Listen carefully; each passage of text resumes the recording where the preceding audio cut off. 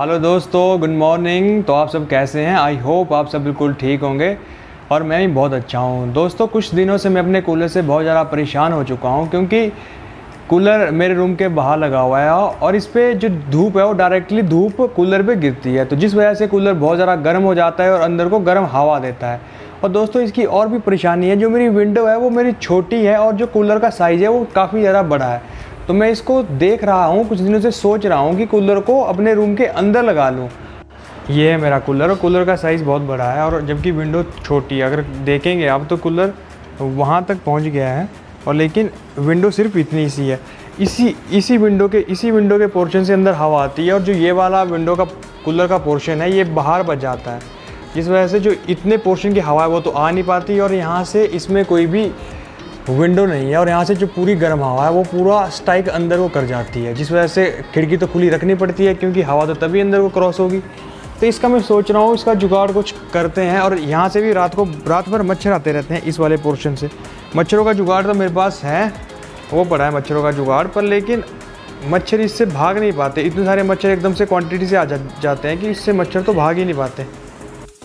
ये मैंने न्यूज़पेपर लगाए थे विंडो पे ताकि जो बाहर की हीट है वो अंदर को ना आ पाए, हीट इससे रिपेल हो जाए। तो लेकिन ये दोस्तों कुछ अच्छे नहीं लगते हैं देखने में, इस वजह से मैंने इनको उखाड़ दिया। और क्योंकि सर्दियाँ आ गई थी तो सर्दियों में धूप अंदर ज़रूरी होती है, तो मैंने इनको उखाड़ दिया था। लेकिन अब इनका फ़ायदा समझ में आ रहा है कि इनका बहुत ज़्यादा फ़ायदा था। लेकिन इनको तो मैं दोबारा से चिपका लूँगा या इसमें ब्लैक पेपर चिपकाना पड़ेगा ताकि अंदर को धूप स्ट्राइक ना करे। बाहर देखते हैं, कूलर यहाँ है और सिर्फ एक टेबल के ऊपर माउंट हुआ है। टेबल भी इसका छोटा सा ही है, तो फिलहाल तो पहले टेबल उठाना पड़ेगा और कूलर भी। जरा पहले पानी देख लेते हैं इसके अंदर पानी है कितना। पानी भी फिलहाल इसके अंदर थोड़ा सा ही है, इसको पहले उठा के फिर अंदर करना पड़ेगा, पानी पहले सारा निकालना पड़ेगा तभी इसका फ़ायदा। ऐसे तो इसका फ़ायदा कुछ लग नहीं रहा है। सारी धूप वो देखो, सारी यहाँ की धूप जो आके इस पे गिर जाती है और सारे अंदर को हीट ट्रांसफ़र कर देता है। अब मैंने कूलर को अंदर शिफ्ट किया और वैसे ही भगवान ने बादल दे दिए। मेरे को लगता है थोड़ी देर में बारिश और तूफ़ान भी, अभी तो चालू हो ही चुका था, शायद बारिश भी आ ही जाएगी थोड़ी देर में। बादलों से घिर चुका है सूरज। अभी तो कुछ देर पहले तो बहुत तूफ़ान भी चल रहा था, लेकिन अब थोड़ा तूफ़ान थम चुका है। लगता है बारिश तो आज पक्का आ जाएगी, मौसम तो आज सुहाना हो ही जाएगा। वैसे भी बहुत गर्मी हो चुकी है कुछ दिनों से।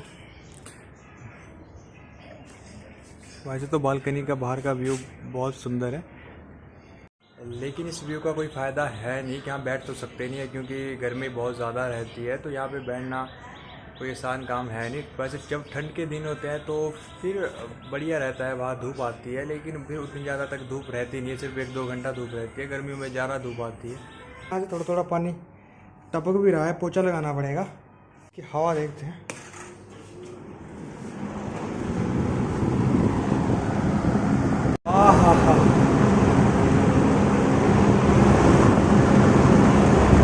दोस्तों, ये है मज़े आनंद। कूलर का अपना ही अलग मज़ा होता है क्योंकि जब कूलर चलता है तो इसकी ठंडी ठंडी हवा के साथ साथ की कुछ बूंदें भी आपकी बॉडी पे जब गिरती हैं तो इसके सामने ऐसी कुछ भी नहीं लगता। इसके अलग ही मज़े हैं कूलर के। फाइनली सारा काम कंप्लीट हो यार, ये तो रह ही गया। चलो इसको भी जल्दी जल्दी निपटा देते हैं। इनके ऊपर कहाँ से इतनी धूल बैठ जाती है। कूलर को अंदर बाहर करने के चक्कर में रूम में बहुत ज़्यादा गंदगी फैल गई, काफ़ी जगह धूल उड़ी और थोड़ा सा पानी भी गिरा। तो फिर मैंने सोचा चलो रूम की थोड़ी सी सफाई कर लेते हैं। रूम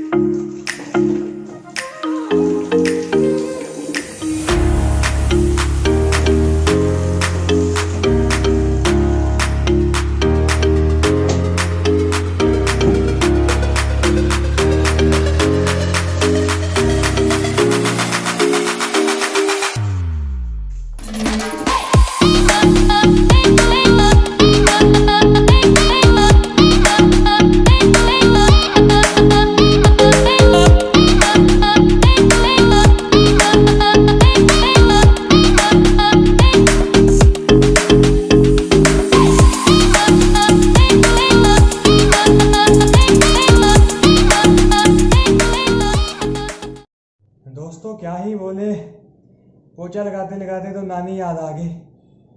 अभी रुकना नहीं है, आपसे बाद में बात होगी, पहले मैं पोछा कंप्लीट कर लेता हूँ।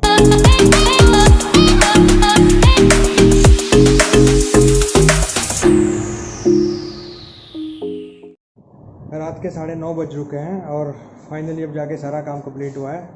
भूख भी बड़ी जोरों की लग चुकी है। ओह यार, ये सब क्या है, फिर से बर्तन धोने पड़ेंगे।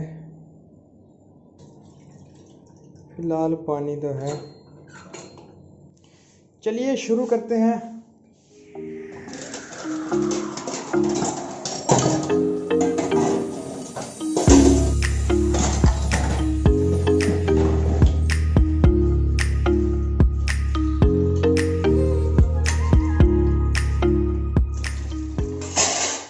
दोस्तों at the and let night dinner complete होता हुआ, कभी कभी दोस्तों मैं सोचता हूँ कि अपने को एक एसी रूम पे लगा ही लिया जाए, लेकिन फिर मैं सोचता हूँ खामखा बिजली का बिल ज़्यादा आ जाएगा और इन्हीं सब के बीच दोबारा से सर्दियाँ शुरू हो जाती है और नेक्स्ट ईयर फिर से शुरू हो जाता है, और लेकिन एसी नहीं लग पाता। तो दोस्तों काफ़ी अंधेरा हो चुका है, काफ़ी रात हो चुकी है, तो मैं अब सो जाता हूँ। और अगर आप चैनल पे नए हो तो आप लाइक, सब्सक्राइब और शेयर करना बिल्कुल ना भूलें। अब आपसे मुलाकात होगी मेरे इसी तरह के डेली नेक्स्ट ब्लॉग में। तब तक के लिए आपको bye bye, good night, take care, अपना ध्यान रखिए।